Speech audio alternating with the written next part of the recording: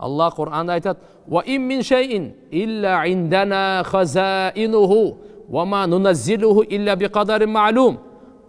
Bir дағы нәрсе жоқ, аның қазыналары біздің алдымызда болбаған.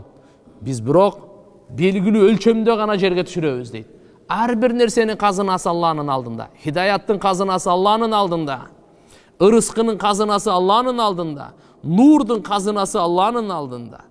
Бардык нерсенин қазынасы Алланын алдында. Ошондуктан момун адамдар кимдер? Алланын атын укканда жүрөгү титиреп, жүрөгү жумшаргандар, жүрөгү коркуп, Алла Тааладан коркуп, күнөөнү таштагандар, жана качан Алланын аяты окулганда иманына иман кошулуп, иманы бекемделгендер, жана өз робуларына таваккул кылгандар.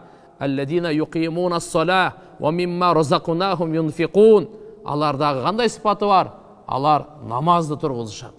Чыныгы имандуулар намазды оңдошот, намазды тургузушат.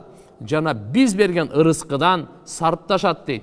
Biz bergen deyt Allah Taala. Barыбыз dünyaya kelgende bir somdu alıp kelgen emesmiz. Bir materyal alıp kelgen emesmiz. Bir nan karmap bu dünyaya kelgen emesmiz. Bu dünyaya ilav ele kelgenmiz. Uşunçalık ele var. İlav ele ak surptun üstünde geldik. Ak surptun kepindin üstünde ketebiz. Bu dünyadan eş nerse alıp ketpeysin dağı, eş nerse alıp kelgen emessin. Bardık Allah'nıkı.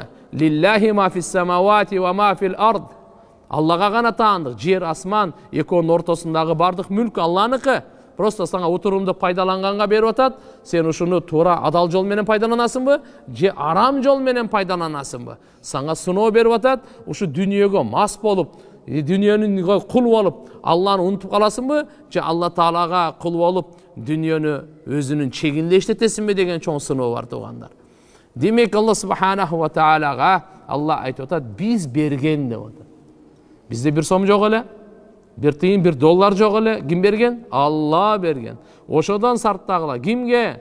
Бейбечараларга, кембагалдарга, жесирлерге, муктаждарга, инвалидтерге, туугандарга, досторго, бала чакага, баарына.